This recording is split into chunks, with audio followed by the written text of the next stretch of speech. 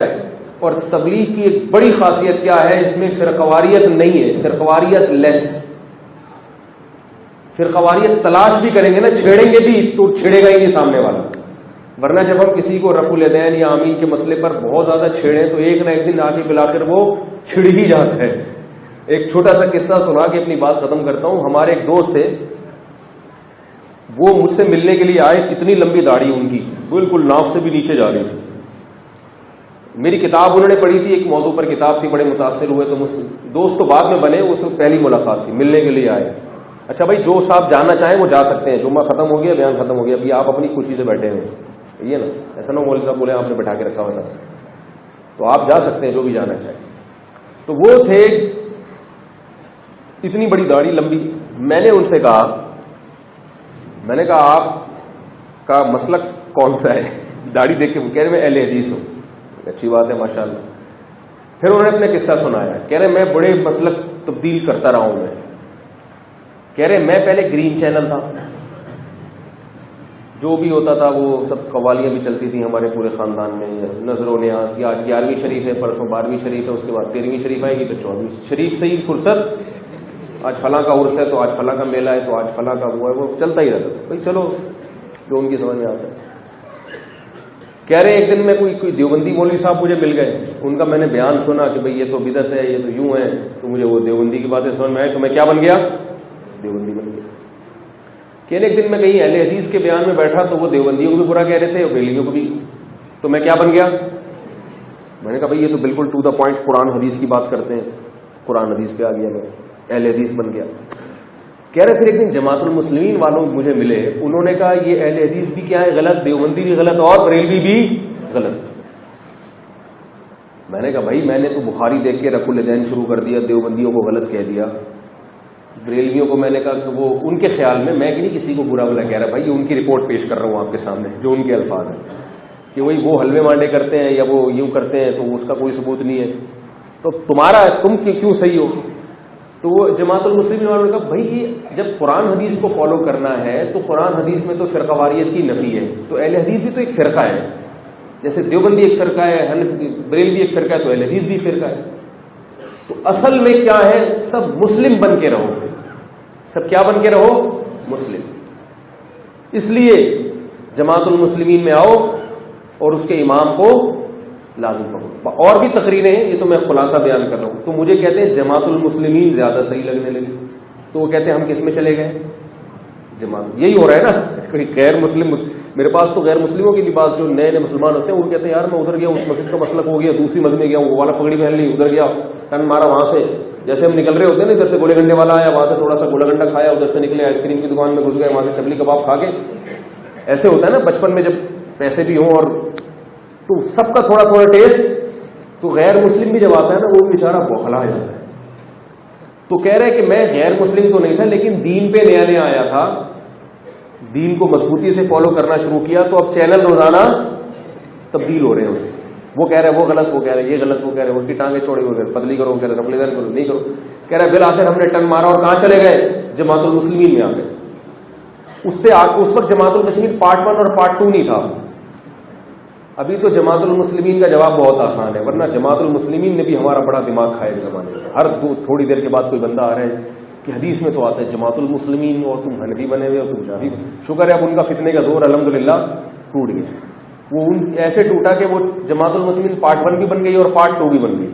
تو اب ہم آرام سے جواب دے دیتے ہیں جب بھی کوئی آتا ہے نا کہ بھی حدیث میں آتا ہے جماعت المسلمین کو لازم پکڑو، تو میں کہتا ہوں حدیث میں پارٹ 1 کے بارے میں یا پارٹ 2 کے بارے میں؟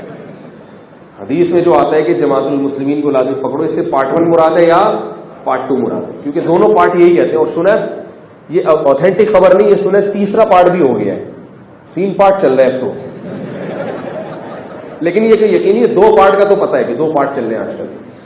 تو اب وہ جماعت المسلمین میں چلے گئے. جب وہ جماعت المسلمین میں گئے ہیں تو اس کے آگے تو کوئی مزید تھی نہیں نا جو ان کو، تو وہ اس میں پکے ہو گئے. انہوں نے کہا بھائی دیکھو ہر وقت قرآن حدیث کرتے ہیں، ہر وقت کیا کرتے ہیں؟ قرآن حدیث قرآن حدیث قرآن حدیث. کوئی بزرگ کا قصہ نہیں سنائیں گے کبھی، کوئی ضعیف کمزور روایت نہیں سنائیں گے، بس صحیح بخاری اور صحیح مسلم سے ہٹتے ہی. زبردست. یہ صاحب مالدار بھی تھے تو انہوں نے اپنا پیسہ بھی ٹھیک ٹھاک جماعت المسلمین میں لگانا شروع کر دیا, اس کو ترقی بھی بہت دی اور صوبہ سندھ کے امیر بنے تھے. کہہ رہے میں 20 سال جماعت المسلمین میں رہا ہوں. کتنے سال؟ اور جماعت المسلمین کا صوبائی امیر رہا ہوں میں.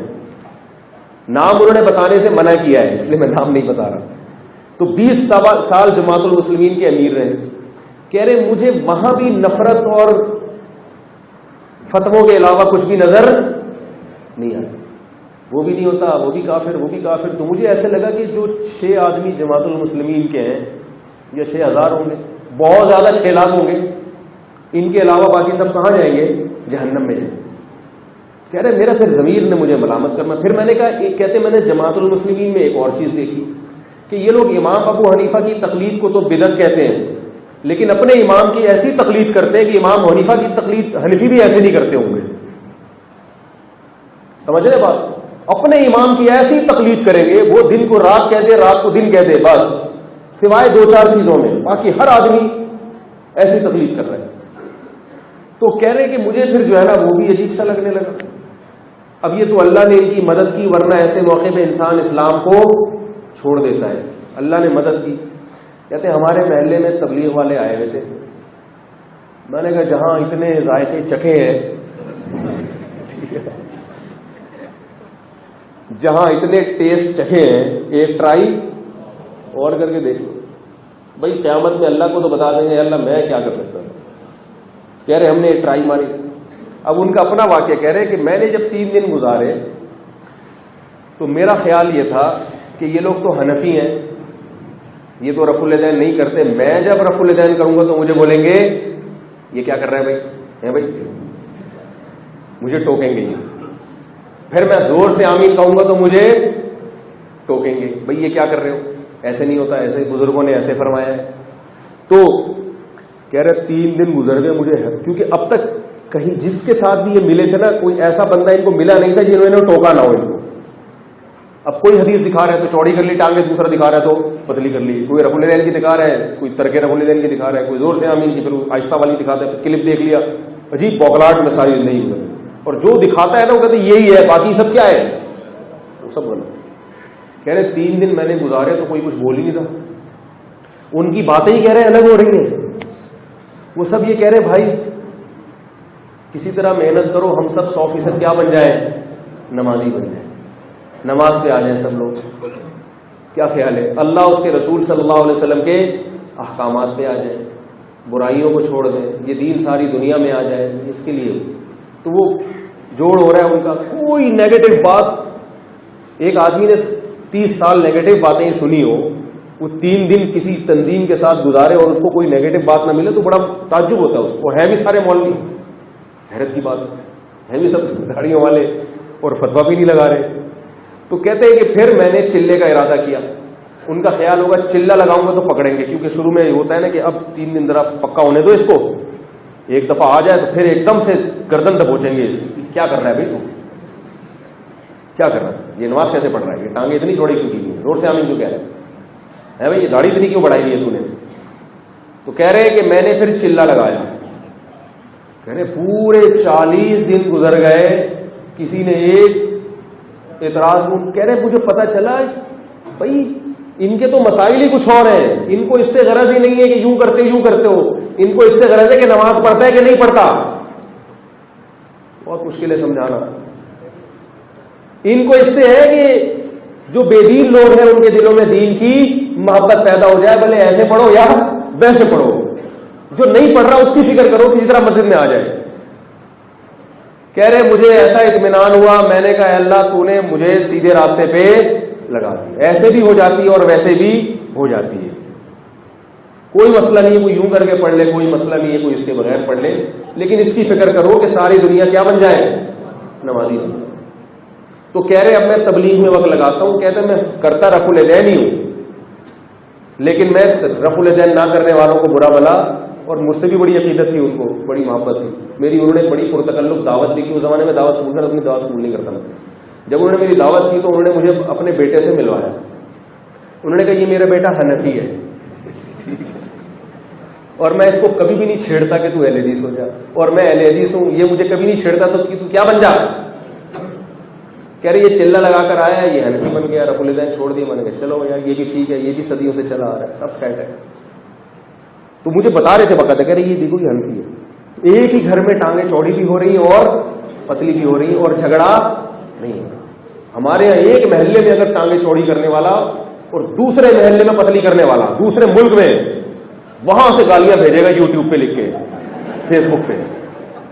پتا چل جائے نا، امریکہ میں ایک آدمی ہے جو زور سے آمین کہتا ہے، یہاں ممبر پہ اس کے خلاف تقریر ہوگی اور فیس بک کے ذریعے واٹس ایپ کے ذریعے اس تک گالی ہماری پہنچ جائے گی اور وہاں سے پارسل فوراً واپس آئے گا، ذرا بھی لیٹ نہیں ہوگا، وہ فوراً وہاں سے شاپر میں ڈال کے وہ والی گالی بھی اور دو چار اور بھی. تو بھائی ایک بہت بڑی اللہ کی رحمت ہے کہ اللہ تعالیٰ نے ایک ایسا نیٹ ورک دیا ہے جس میں سب چل رہے ہیں اور مسلمان اس میں کیا ہے جڑے ہوئے. باقی ایک الگ بات ہے کہ دیکھو جب کوئی اتنے بڑے پیمانے پر کام ہوتا ہے تو یہ ممکن نہیں ہے کہ اس میں خامیاں نہ ہو. لوگ بتاتے ہیں وہ فلاں میں یہ خامی، فلاں میں یہ خامی، تو بھائی ایسا ممکن نہیں ہے. آپ کا گھر چلا کے دیکھو نا، ایک چھوٹا سا گھر ہوتا ہے، اس میں کتنی ساری چیزیں صحیح ہو رہی ہوتی ہے کیا؟ کوئی گھر دنیا کا ایسا بتاؤ جو پورا 100% صحیح چل رہا ہو. کمپرومائز کرنا پڑتا ہے. خیر غالب ہے تو خامیوں سے چشم پوشی کی جاتی ہے، یار خیر غالب.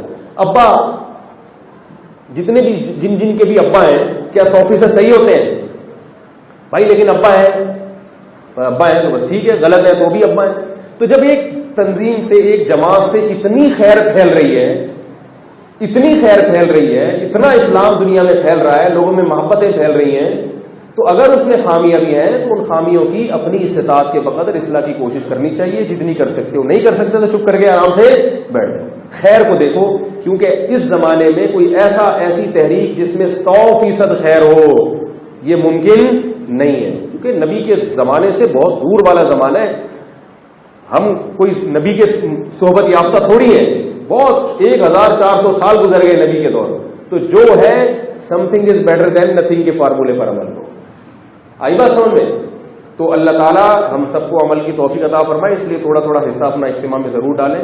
جو حضرات وقت لگا سکتے ہیں وہ وقت بھی لگائیں، چلے کے لیے 4 مہینے کے لیے، اور ساتھ ساتھ اہل اللہ سے اصلاحی تعلق پر بھی زور دیں. تبلیغ کا الگ نوعیت کا فائدہ ہے، بزرگوں سے اصلاحی تعلق کا الگ نوعیت کا فائدہ. دونوں فائدے انسان کو حاصل کرنے چاہیے. تبلیغ کا فائدہ عمومی ہے، کسی عالم سے، کسی بزرگ سے تعلق قائم کرنا اس کا فائدہ خاص ہوتا ہے. دونوں قسم کے فائدوں کی انسان کو ضرورت ہے. کسی ایک شعبے میں چل کر کسی دوسرے کی کبھی نفی نہ کریں.